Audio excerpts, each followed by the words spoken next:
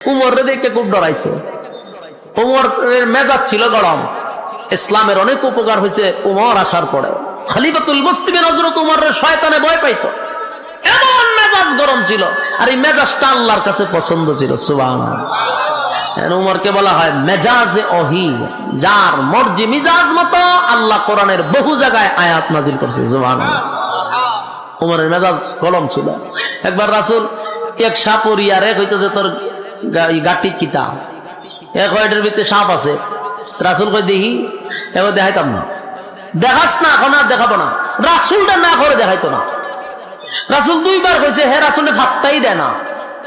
আল্লাহ রাসূল সব বনা সেদি আমার দেখা হই না, তো দেখায় না শেষ। রাসূল চলে যাবে, রাসূল চলে যাবে। হঠাৎ করে রাসূল তাকায়া দেখে হের নিচে দিয়ে তাকায়া দিয়ে প্রস্রাব করতেছে দাঁড়াইয়া, আবার দেহ শরীর কাঁপতেছে, চোখ দুটা বড়ে গেছে। রাসূল কই, ইন্না লিল্লাহ, আমি তো তোমার কোনো কষ্ট দিছি না, আমি তোমার কি দমক দিছি? আমার দ্বারা কি কোনো কষ্ট পাইছ? তখন দেয়া খালি কাঁপে আর মুতে, আবার চোখ দুটা বড় বড়।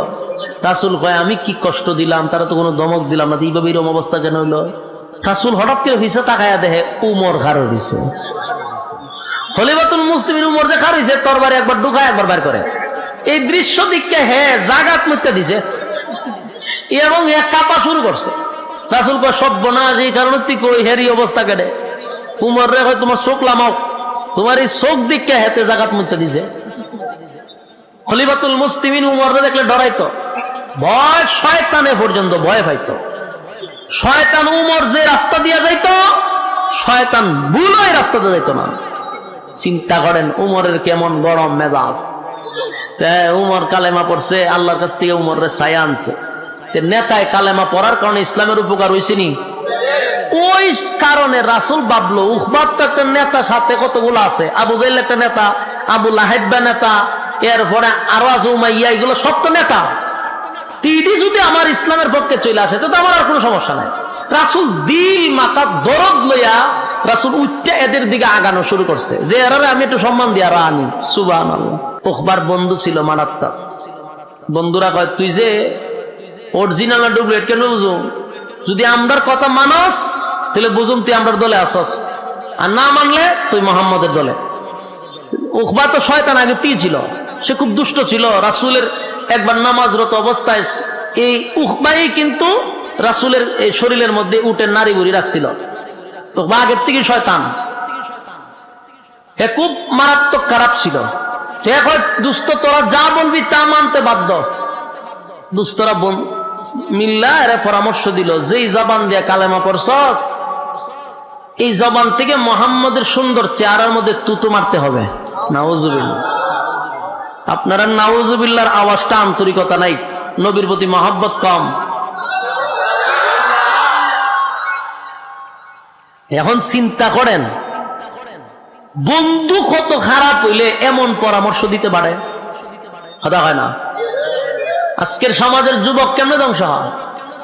নাচ গানের জন্য বন্ধু বন্ধুরে নিয়ে যায়, রাতের রানীদের সাথে যারা দেখা করতে যায়, ক্লাবে নাচানাচি করে, বন্ধু বন্ধুরে নিয়ে যায়। ক্লাবে একা একা যায় না, বন্ধু বন্ধুরে নিয়ে যায়। যারা বোতল খায় সমানে, বন্ধুরা মিল্লা বোতল খায়, একা বোতল খায় না। কিছুতে টাকা লাগায়, একা লাগায় না, বন্ধুরা মিল্লা লাগায়। দর্শন, এরপর ইফটিজিং, সাদাবাজি, টেন্ডারবাজি, সমাজের মধ্যে যত অপকর্ম আছে সব বন্ধুরার সাথে জড়িত। আপনার সন্তানকে, আপনারও দায়িত্ব আছে আপনার সন্তানের প্রতি। কার সাথে মিশতেছে, কার সাথে যাইতেছে, এগুলোর দায়িত্ব মা বাবা। মা বাবা একটা সময় আমার কাছে বিচার দেয়, সন্তান কথা শুনে না। যে সময় কন্ট্রোলে ছিল, কন্ট্রোলে রাখলেন না কেন? এখন কন্ট্রোলের বাহিরে, এখন আপনাকে ফাত্তাই দেয় না, বাবা হিসেবে সম্মানও করে না। কেন? বেয়াদবদের সাথে চলাফেরা করে, নেশাগ্রস্ত বন্ধুদের সাথে চলাফেরা করে, তার লাইফ তো ধ্বংস। এই জন্য আপনার সন্তানের দায়িত্ব আপনার নিতে হবে। আমার সন্তান কয়টার সময় ঘরে আসলো, কয়টার সময় বাহির হইল, এগুলো দায়িত্ব আপনার। আমাদের দেশে দেখবেন, আমার মসজিদও মাঝে মধ্যে যায়, প্রশাসনের লোক গিয়া মাইকে লইয়া কয়, মাদক মুক্ত পরিবেশ আমরা গড়ে তুলতে হবে। কি বক্তব্য দেয় ইমাম সাহেবের মিম্বরের সামনে হারিয়া। মাঝে মাঝে মেজাজটা গরম হয়, কিন্তু হইতারি না, কারণ হইলো বিপদ তো আমরা আছি। সব কথা তো আর হইতে পারি না। বেটা কিয়ামত পর্যন্ত এরকম বক্তব্য দিতে পারবে মাদক মুক্ত হবে না। সুর রে কয় চুরি কর, আর গিরস রে কয় সজাগ থাক। কথা বুঝতেছেন নি? মাদক মুক্ত হইতো, এই মাদক কই থেকে আসে? এই ট্যাবলেট কই থেকে আসে? বাংলাদেশে তো উৎপাদন হয়, কথা হয় না। এটি যেখান থেকে আসে ওখান থেকে আসার সুযোগ দেয়, আর বাংলাদেশ আসার পর খাইস না। এটা বাউতাবাজি ছাড়ানোর দরকার। এদেশের মানুষের লাইফ নষ্ট করে দিচ্ছে। যুবক বলির পড়া লেখা যা আছে সব শেষ। এগুলো আসে সব দাদার দেশ থেকে। কথা বুঝতেছে? কেমনে? আমার বাড়ি একবারে বর্ডারের কাছে। আমার বাড়ি হইলো হবিগঞ্জ, পাশে হইলো চা বাগান। আমার বাড়ির থেকে চা বাগান শুরু। চা বাগানের সাইডে দিয়ে আমার বাড়ির থেকে ওই দাদার দেশের আলু দেখা যায়, লাইট দেখা যায়, আমার বাড়িতে দেখা যায়। ওখানটা বড় বড় এই গ্যাং গলে এইদিকে ঢুকে, মোটরসাইকেল দিয়ে দিয়া ঢুকে দুমছে, ইটা লইয়া ভিতরে ঢুকে। ঢুকবার সময় খুব সুযোগ দেয়, তাড়াতাড়ি বেড়ে তাড়াতাড়ি বেড়ে। ইটা বাংলাদেশে আবার পরে এরপরে খাইস না। বিলার সামনে যদি শুটকি দিয়া সামনে লটকায় রাখেন, বিড়ালের কিন্তু সবচেয়ে প্রিয় খাবার হলো শুটকি। শুটকিটা যদি আপনি নাকের ধারে দিয়া বলে বিলাই সাবধান, এটা তোর সামনে দিছি ঠিক, কিন্তু খাইবে না। এটার ভাই চাইবেও না, সেপ পালাই দে, চাইস না। বিলাই এটা কোন ধরনের বিচার আমি বুঝলাম না। তো বুঝোস না? বলে না, তোর সামনে আমার সামনে রাখলেন আমার ফেভারিট খাবার, তা আমার ঘরে এটা ধরতাম না, ধরলে জিয়াল দিবেন, ফাঁসি দিবেন, ঘটনা কিতা? তখন বিড়ালে তো বাসা নাই, হের বাসায় কয় এরকম আইন দে জুতা দা দেই আমি। বিড়ালে কয় এরকম আইন যারা করছে এরার কপালে জুতা দা মারি। আমার ফেভারিট খাবার আমার নাকের সামনে দিয়া খাইস না, খাইলে জরিমানা। তো এই খাবারটা তুই বাস্ক বন্দি করে, তো ঠিক না? বাস্কবন্দি করে তুই কইস বলে বাস্ক করলে খাইস না, যুক্তি আছে। আমার সামনে ওপেন করে রাখবেন, এরপরে খাইস না, এটা তো খাইলামই, ঠিক না? এই সমস্ত নেশাগ্রস্ত জিনিস ওপেনে আনে, এরপরে খাইস না। খাইলে কিতা করবেন? খাইলে সাইড দেওয়ালের ভিতরে বন্দি করে তুমি তো বেটা, এটা তুই ডুবলে দিতে আসলে না। এই খাস এই সাইড দেওয়ালের ভিতরে যাওয়ার আগে তো এই জিনিসগুলো তো ভিতরে ঢোকার জন্য নিষেধ করা দরকার ছিল। যে গেট দিয়ে আসে ওই গেটের লোক রাখার দরকার ছিল, ঠিক না? সব উল্টা পাল্টা। যে না, আমরা উলামায়ে কেরাম আপনাদেরকে সবসময় ভালো পরামর্শ দিই, আপনার সন্তানদেরকে আপনার মোটের মধ্যে রাখবেন, বাজে বন্ধুদের সাথে যেন চলাফেরা না করে। কথা বুঝতেছেন? এবার শুনেন, উকবার বন্ধুগুলা তো এমনি হলো দুষ্ট, আবার কেমন একটা বুদ্ধি দিছে চিন্তা করছেন? কই যেই জবান দা কালেমা পড়ছস, ঠিক ওই জবান দিয়া আব্দুল্লাহর পুত্র মুহাম্মদের সোনার চেহারার মধ্যে যদি তো মারতে পারস, নাউজুবিল্লাহ, তাহলে আমরা বুঝবো তুই আমাদের দলে আসস, আমরা খুশি হয়ে যাব। কেমন বন্ধু, এর পরামর্শ দিছে। হ্যাঁ, কিন্তু এরকম চিন্তা ভাবনা করছিল না, কিন্তু যে বন্ধুর সাথে চলে, হয়তো দোস্ত আমি রাজি, নাউজুবিল্লাহ, হ্যাঁ আমি রাজি। কেন রাজি? গদির জন্য, চেয়ারের জন্য। পলিটিক্সের কালেমা পড়ছে তো, এই গদির জন্য মানুষ সব করতে পারে, সব। উকবায় যারা করছে সব করতে পারে মানুষ। উকবায় আমি রাজি। 4-5 জন মিল্লা এরা রাসূলের কাছে গেছে। আল্লাহর রাসূল খানায় কাবার থেকে দূর থেকে এরা দেখছে এরা যে আসতেছে। রাসূলের ভিতরে তো মায়া মহব্বতের অভাব নাই। রাসূল একেবারে দরদ মাকা দিল নিয়া রাসূল উঠে দাঁড়াই গেছে, দাঁড়ায় আস্তে আস্তে এদের দিকে আরো আগায় যাইতেছে। আল্লাহর হাবিব মনে করছে গতকালকে কালেমা পড়াইছি, মনে হয় গো বন্ধুদেরকে লইয়া আজকে সবার সামনে কালেমা পড়বে। নবী ভাবছে একটা, তারা করতে আসছে আর একটা। আল্লাহর হাবিব ভাবছিল হায় রে, নেতারে কালকে কালেমা পড়াইছি, আজকে নেতায় আরো 5 জন নেতা নিয়ে আসছে, এরা যদি কালেমা পড়ে গো ইসলামের শক্তি বেড়ে যাবে। কারণ নেতায় কালেমা পড়লে ইসলামের শক্তি বাড়ে, কারণ হযরত ওমর আল্লাহর কাছ থেকে নবী উমর রে ছায়া আনছে। সুবহানাল্লাহ। খলিফাতুল মুসলিমিন হযরত ওমর ইসলাম ধর্ম গ্রহণ করার পরে ইসলামের শক্তি বাড়ছে না কমছে? অনেক গুণে বেড়ে গেছে। ওমর ইসলাম ধর্ম গ্রহণ করার পরে প্রকাশ্যে নামাজের অনুমতি আসছে। সুবহান। হযরত ওমর বলেন, হাবিব, আমি ওমর কালেমা পড়ছি গো, আর আজকে আপনি লুগাইয়া নামাজ পড়বেন, এটা তো হতে পারে না। আমি আপনারে ওয়াদা দিলাম, আজকে থেকে আপনি প্রকাশ্যে নামাজ পড়বেন। আল্লাহর হাবিব, আমারে অনুমতি দেন, আমি একটা বক্তৃতা দিব।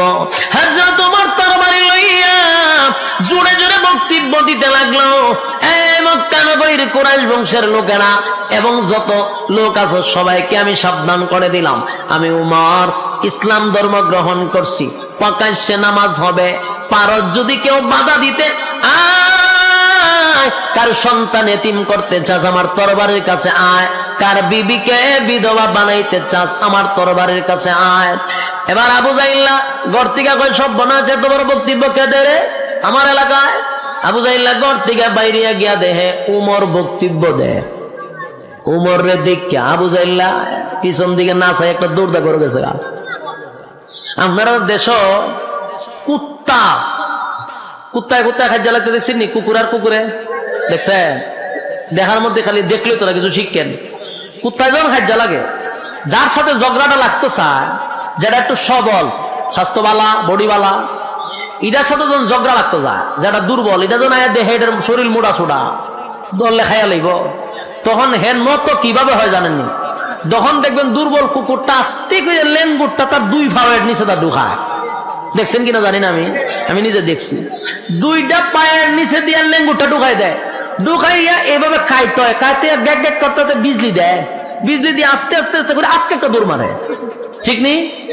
এর দ্বারা বোঝা যায় বাবা তোর শরীর মরিল দিকে বুঝা লাইছি যে দললে আমার ছাড়তে না, তাই আগের থেকে লেজটারে পায়ের নিচে নিয়া এরপরে বেখা হইয়া একটা দৌড় দেয়। ঠিক তেমনি ভাবে আবু জাহেল উমরের দিকে একবারে লেজ গুটাইয়া দৌড় দিয়া ঘরের ভিতরে গেছে। সব বোনা উমরের দিকে খুব ডরাইছে। উমরের মেজাজ ছিল গরম। ইসলামের অনেক উপকার হয়েছে উমর আসার পরে।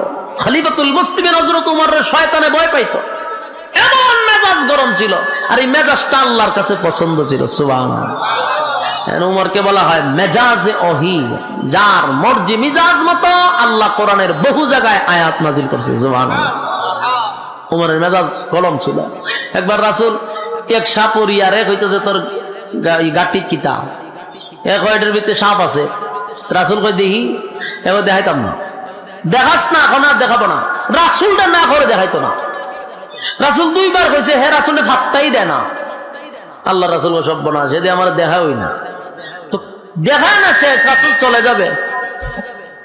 রাসূল চলে যাবে, হঠাৎ করে রাসূল তাকায়া দেখে হের নিচে দিয়ে তাকায়া দিয়ে প্রস্রাব করতেছে দাঁড়াইয়া, আবার দেহ শরীর কাঁপতেছে, চোখ দুটা বড়ে গেছে। রাসূল কই, ইন্না লিল্লাহ, আমি তো তোমার কোনো কষ্ট দিছি না, আমি তোমার কি দমক দিছি? আমার দ্বারা কি কোনো কষ্ট পাইছ? তখন দেখে খালি কাঁপে আর মুতে, আবার চোখ দুটা বড় বড়। রাসূল কয়, আমি কি কষ্ট দিলাম? তারা তো কোনো দমক দিলাম না, এইভাবে এরকম অবস্থা কেন হইলো? রাসূল হঠাৎ করে পিছে তাকায়া দেখে উমর খাড় হইছে। খলিফাতুল মুসলিমিন উমর যে খাড় হইছে, তরবারি একবার ঢুকায় একবার বাইর করে। এই দৃশ্য দিককে জাগাত মুতে দিছে এবং কাঁপা শুরু করছে। রাসূল কয়, সর্বনাশ, এই কারণে তুই কই হেরি অবস্থা কেটে? উমর রে কয়, তোমার চোখ লামাও, তোমার এই চোখ দিককে হেতে জাগাত মুতে দিছে। খলিফাতুল মুসলিমিন উমররে দেখলে ডরাইতো, ভয় শয়তানে পর্যন্ত ভয় পাইতো। শয়তান উমর যে রাস্তা দিয়া যাইতো, শয়তান ভুল ওই রাস্তাতে যাইতো না। চিন্তা করেন উমরের কেমন গরম মেজাজ। উমর কালেমা পড়ছে, আল্লাহর কাছ থেকে উমরের ছায়া আনছে। নেতায় কালেমা পড়ার কারণে ইসলামের উপকার হয়েছে নি? ওই কারণে রাসূল ভাবলো, উখবার তো একটা নেতা, সাথে কতগুলো আছে, আবু জাহেল একটা নেতা, আবু লাহাব নেতা, এরপরে আরো আছে উমাইয়া, এগুলো সব তো নেতা। তিনটি যদি আমার ইসলামের পক্ষে চলে আসে, তো আমার আর কোনো সমস্যা নাই। রাসূল দিল মাথা দরদ লইয়া রাসূল উচ্চা এদের দিকে আগানো শুরু করছে, যে এরা আমি একটু সম্মান দিয়া রানি। সুবহানাল্লাহ। আল্লাহর হাবিব দিল মাথা দরদ লইয়া সামনের দিকে আগাইতেছিল। আর ওই বেঈমানের বাচ্চাগুলি দুশমনি লইয়া নবীর দিকে আগাইতেছিল। নবী যায় রে মহব্বত লইয়া, তারা আসে দুশমনি লইয়া। নবী যায় মহব্বত লইয়া, তারা আসে দুশমনি লইয়া। আল্লাহর হাবিব মুস্কি মুস্কি হেসে সামনের দিকে যায়। হায় রে, গতকালকে কালেমা পড়াইছিলাম, আর আজকে মনে হয় গো বন্ধুদেরকে লইয়া আসছে প্রকাশ্যে কালেমা পড়বে। আল্লাহর হাবিব খুশি হইয়া নবী আমার দৌড়াইয়া সামনের দিকে যায়, কিন্তু উখবার সামনের দিকে আসতেছে দুশমনি লইয়া। ঠিক এরই মাঝখানে উখবা তুতু দেওয়ার আগেই নবীর চেহারা মুবারকের দিকে যখন তাকাইছে, উখবার ভিতরে একটা মসুর মারছে। এত সুন্দর চেহারার মধ্যে কেমনে গো আমি তুতু মারি? এ যুবক ভাই, আল্লাহর হাবিবের চেহারা কত সুন্দর, এত সুন্দর চেহারার মধ্যে কেমনে গো তো তোমার উখবার ভিতরে একটা মুসুর মারছে। যেই চেহারার দিকে তাকাইলে আমার নবীর চেহারা এত সুন্দর ছিল রে, নবীর চেহারার দিকে তাকাইলে ক্লান্তি দূর হয়ে যেত, ক্লান্তি দূর হয়ে যেত। নবীর চেহারার দিকে তাকাইলে কিদা পর্যন্ত নিবারণ হয়ে যেত। আল্লাহর নবীর চেহারা এত সুন্দর ছিল, যেই চেহারার দিকে তাকাইলেই মানুষ বুঝতে পারত উনি আল্লাহর পয়গম্বর। এই নবীর চেহারা এত সুন্দর চেহারা, হ্যাঁ কত সুন্দর চেহারা। উখবায় কয় কেমনে রে তো তোমারি? যে চেহারার দিকে তাকাইয়া সাহাবায়ে কেরাম তৃপ্তি পায়। আর আল্লাহ বলেন আমার বন্ধুর যে সুন্দর, আমি আল্লাহ কাউরে বানাই নাই, কাউরে বানাই নাই।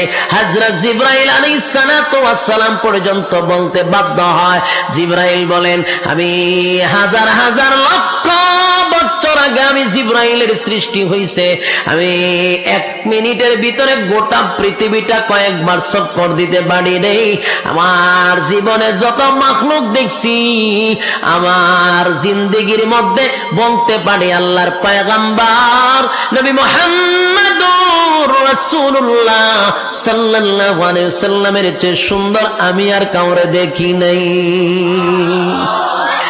জোরে কোন সুবহানাল্লাহ। হযরত জিবরাইল বলেন আমার জিন্দেগিতে এত সুন্দর কাউরে দেখি না। আল্লাহ ডাক দিয়া বলেন জিবরাইল রে, তুমি কি দেখছো আর কি দেখবা? তুমি বলছো দেখি নাই, আর আমি আল্লাহ বলি আমার বন্ধুর চেয়ে সুন্দর আমি কাউরে বানাই না। তুমি দেখছো না, দেখবা কোথা থেকে? আমি তো বানাই নাই, আমার বন্ধুর চেয়ে সুন্দর কাউরে বানাই নাই গো। আল্লাহ বলে আমার বন্ধুরে আমি দেখার জন্য, বন্ধুরে সব সময় দেখি আমার মন ভরে না, আমি আমার বন্ধুরে দ্বারে বসাইয়া দেখার জন্য বন্ধুরে আমি ইনভাইট করছিলাম। বন্ধু গো আপনার আমি দাওয়াত দিলাম, বন্ধুরে বন্ধু দাওয়াত দিয়া নিয়া দুনিয়াত না বন্ধুরে দাওয়াত দিয়া নিছে 7 আসমান টপকাইয়া, সিদরাতুল মুনতাহা টপকাইয়া, আরশ আজিমে বসাইয়া, বন্ধুর পাশে বন্ধুরে বসাইয়া বন্ধু বন্ধু গল্প করছে, আর মন বড়ে কুদরতি নজর দিয়া বন্ধুরে দেখছে।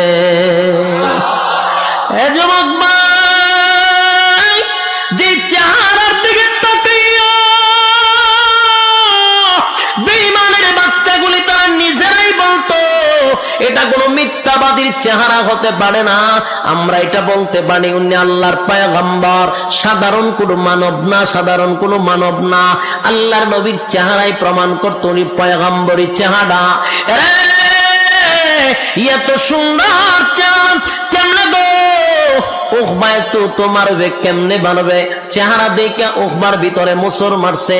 ঠিক এই মুহূর্তে আল্লাহর হাবিব সামনের দিকে আগায়া গেল, সামনের দিকে আগায়, সামনের দিকে আগাইয়া নবী মুস্কি মুস্কি হাসে। নবীর ভিতর তো ছিল আরেকটা, মনে হয় কালেমা পড়ার জন্য আসছে, তাদের ভিতরে ছিল দুশমনি।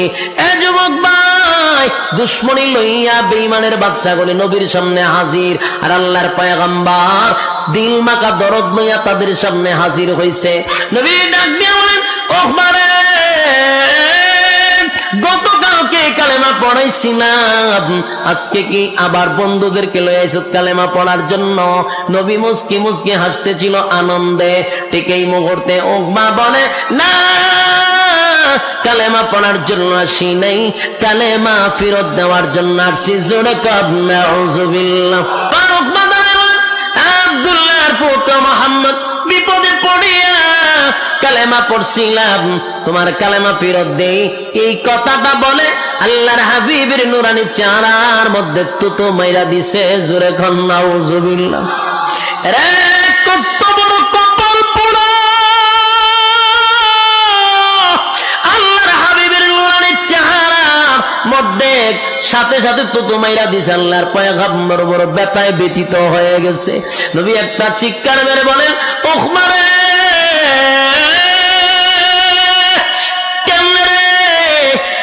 চেহারার মধ্যে তো তোমার লি, গতকালকে তোরে আমি কালেমা পড়াইয়া জান্নাতের টিকিটটা তোর হাতে ধরাইয়া দিলাম, আর আজকে এতগুলা মানুষের সামনে আমার চেহারার মধ্যে তো তোমাইরা জাহান্নামের টিকিট লইয়া গেলি। আল্লাহর পয়গম্বর এত কষ্ট পাইছে, নবী দিল মাথা দরদ লইয়া গেছিল কালেমা পড়ানোর জন্য, উল্টা নবীর এত অপমান করছে। আল্লাহর হাবিবের কলিজাটা ভেঙ্গে টুকরা টুকরা হয়ে গেছে, ভেঙ্গে টুকরা টুকরা হয়ে গেছে। নবী আমার কান্দে, নবী মাটি বসে কান্না শুরু করলো, আর ডাক দেখো উকবা রে, এতগুলা মানুষের সামনে আমার অপমান করলি, কেউ প্রতিবাদ করবে না, কেউ প্রতিবাদ করবে না। উকবা, তোর প্রতিবাদ করার মতো কেউ নাই, কারণ এই জমিনে আমার মাও নাই, আমার বাবাও নাই, চাচা তো তোর সামনেই দাঁড়ানো আছে, আমার আপন চাচার সামনে তুই তো তোমার সব প্রতিবাদ করার মতো কেউ নাই। আল্লাহর নবী চোখ দিয়ে পানি পড়ার কান্না শুরু করলো, উকবা, সবার সামনে তো তোমার আমার পক্ষ থেকে প্রতিবাদ করার কেউ নেই, কারণ এই মক্কা নগরীতে মানা আমার বাবাও নাই, দাদাও নাই, আত্মীয় স্বজন যারা আছে সব আমার বিরোধিতা করে। আল্লাহর পয়গম্বর চোখের পানিগুলো ছেড়ে দিয়া কান্দে রে।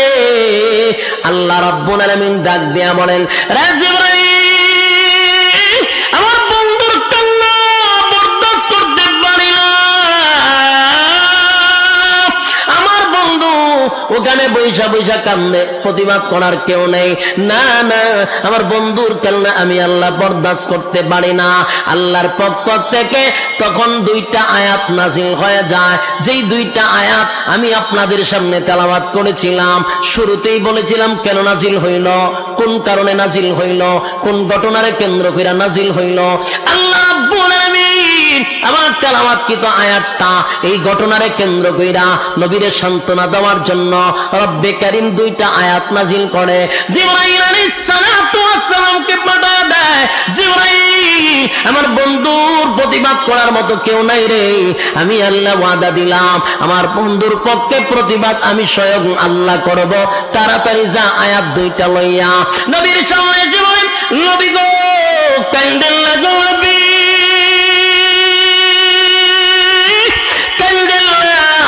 আপনার কান্না আমার আল্লাহ বরদাস্ত করতে পারে না, আল্লাহ সহ্য করতে পারে না।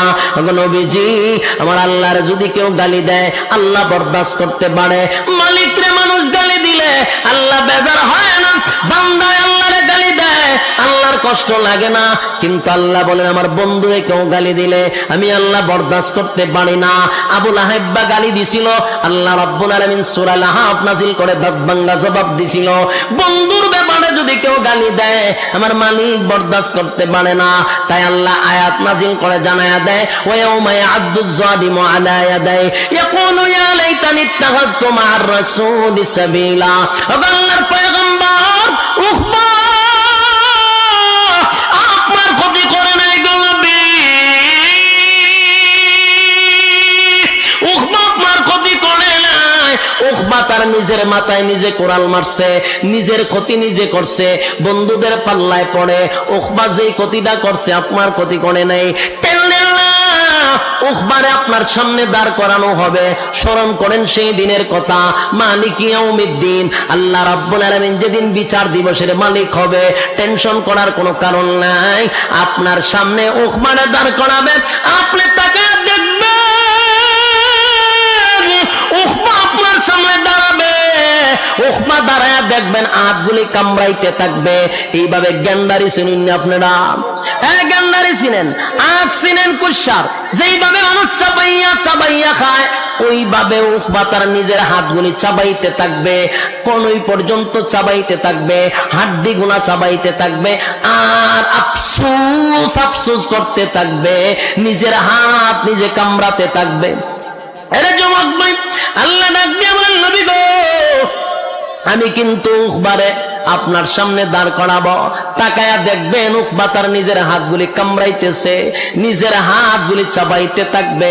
এ যুবক ভাই, রব্বে কারীম বললেন, ওই উখবা সেদিন উখবার আফসোসের সীমা থাকবে না, আফসোসের সীমা থাকবে না।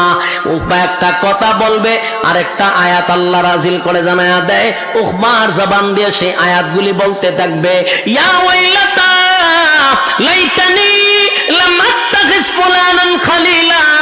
উখবা সেদিন ডাক দিয়ে বলবে, আফসোস আফসোস, আমার আফসোস, হায় রে, এমন একটা বন্ধু পাওয়ার পরেও আমি বন্ধু হারাইলাম, লম্পট বন্ধুদের পেছনে পইড়া আমি আসল বন্ধু হারাইলাম, চিরস্থায়ী জাহান্নামী হইলাম, আমি জান্নাতের টিকিট পাওয়ার পর আজকে বন্ধুর কারণে জাহান্নামী হয়ে গেলাম। আফসোস করতে থাকবে, আফসোস, ইয়া ওয়াইলাতা লাইতানি লাম আত্তাখিজ ফুলানান খালিলা। অমুকের ছেলের বন্ধু না বানাইতাম, অমুকরে বন্ধু না বানাইতাম, তমুকরে বন্ধু না বানাইতাম, আজকে যদি আমি মুহাম্মদ রে বন্ধু বানাইতাম, চিরস্থায়ী জান্নাতে থাকতাম, বন্ধুর পাল্লায় পড়িয়া চিরস্থায়ী জাহান্নামী হইলাম। আফসোস করতে থাকবে। বলুন তো দেখি, সে আফসোসে কোনো কাজ হবে? কথা হয় না। এ যুবক ভাই, যেই কথা বলতেছিলাম, আয়াত নাযিল হইল ১৫০০ বছর আগে, ১৫০০ বছর আগে উখবারে কেন্দ্র করে আল্লাহ আয়াত নাযিল করছে, কিন্তু আয়াত কিন্তু ১৫০০ বছর পরে শেষ নাই। এই আয়াতের হুকুম থাকবে কিয়ামত পর্যন্ত। সহজে বোঝানোর জন্য বলছি, রে বেনামাজির বিরুদ্ধে আয়াত নাযিল হয়েছে ১৫০০ বছর আগে, তখনকার বেনামাজির জন্য, বর্তমানের বেনামাজির জন্য আয়াত কি অন্য কোনো একটা আছে না? আগের আয়াতে সুদখোরের জন্য রব্বে কারীম যে আয়াতগুলি নাযিল করছিল তখনকার সুদখোরের জন্য, ২০২১ সালের সুদখোরের জন্য আয়াত কিন্তু একটা, কিয়ামতের আসরের আযান পর্যন্ত এই আয়াত কিন্তু সুদখোরের জন্য একটা। কথা হয় না? ঠিক তেমনি উখবাকে কেন্দ্র করে রব্বে কারীম আয়াতগুলি নাযিল করছিল। উখবা কিয়ামতের মাঠে বলবে, ইয়া ওয়াইলাতা লাইতানি লাম আত্তাখিজ ফুলানান খালিলা। এখানেই শেষ না, উখবার মতো উখবার চাচাতো ভাই, মামাতো ভাই, খালাতো ভাই কিয়ামত পর্যন্ত থাকবে কিনা? হ্যাঁ, কথা কয় না? উখবা বেয়াদবি করছে নবীর সঙ্গে, উখবার চাচাতো ভাই, মামাতো ভাই বেয়াদবি করবে আলেমদের সাথে। কথা হয় না? এটা কিন্তু কিয়ামত পর্যন্ত চলবে। এখনকার যত জারজ সন্তান আছে সব উখবার জারজ সন্তান। যারা আলেমদেরকে গালি দেয়, কোরআনের আওয়াজ বন্ধ করে দিতে চায়, বুঝবেন এরা কোনো না কোনো সূত্রে উখবার অবৈধ সন্তান। এরা যুবক ভাই, এই উখবা যে আয়াত নাযিল করছিল, উখবার জন্য যে আয়াত ছিল, উখবার চাচাতো ভাই, মামাতো ভাই, উখবার অবৈধ সন্তানগুলি কিয়ামত পর্যন্ত উলামায়ে কেরামদের বিরোধিতা করবে, মাদ্রাসার বিরোধিতা করবে, দ্বীনি শিক্ষার বিরোধিতা করবে, কোরআনের আওয়াজ বন্ধ করে দেওয়ার চেষ্টা করবে। আল্লাহ রাব্বুল আলামিন বলেন, আয়াত কিন্তু একটা, তারাও কিয়ামতের মাঠে আয়াত বলতে থাকবে, ইয়া ওয়াইলাতা লাইতানি লাম আত্তাখিজ ফুলানান খালিলা। হায় আফসোস, হায় আফসোস, অমুকের ছেলেরে যদি বন্ধু না বানাইতাম, তমুকরে যদি বন্ধু না বানাইতাম, সুদখোররে বন্ধু না বানাইতাম, ঘুষখোররে বন্ধু না বানাইতাম, বেনামাজিরে বন্ধু না বানাইতাম, জেনাকুররে বন্ধু না বানাইতাম, টেন্ডারবাজ সাদাবাজরে যদি বন্ধু না বানাইতাম। এ যুবক ভাই, সেদিনও বলতে থাকবে আফসোস, আমি যদি গ্রামের সবচেয়ে সরল সোজা নামাজি ব্যক্তিকে বন্ধু বানাইতাম। আমি যদি মসজিদের মুয়াজ্জিনকে বন্ধু বানাইতাম, আমি যদি মসজিদের ইমামরে বন্ধু বানাইতাম, আমি যদি মাদ্রাসার শিক্ষককে বন্ধু বানাইতাম, মাদ্রাসার ছাত্র বন্ধু বানাইতাম, আজকে আমি চিরস্থায়ী জাহান্নামী হই না। শুধু বন্ধুদের কারণে মানুষ জাহান্নামী হবে, সেদিন আফসোস করতে থাকবে, নিজের হাত গুলা চাবাইতে থাকবে, গেন্ডারির মতো কোনো লাভ হবে না। হ্যাঁ বলেন, কোনো লাভ হইব? তাহলে বন্ধুর থেকে সাবধান কিনা, কথা হয় না। যারে তারে বন্ধু বানানো যাবে না গো। যার সাথে যার মহাব্বত, তার সাথে তার কিয়ামত। বন্ধুর ক্ষেত্রে খুব সাবধান। আমি যতটুকু বোঝানোর চেষ্টা করছি, তখনকার আবু লাহাব এবং আবু জাহেল, উকবাকে নিয়ে আল্লাহ এই আয়াত নাজিল করছিল তাদের বন্ধুকে কেন্দ্র করে। কিয়ামত পর্যন্ত আবু জাহেলের উত্তরসূরি, আবু লাহাবের উত্তরসূরি এবং উকবার উত্তরসূরি আছে না নাই? এরা করছে নবীর সাথে বেয়াদবি, এখনকার আবু জাহেল গুলি বেয়াদবি করবে আলেমদের সাথে।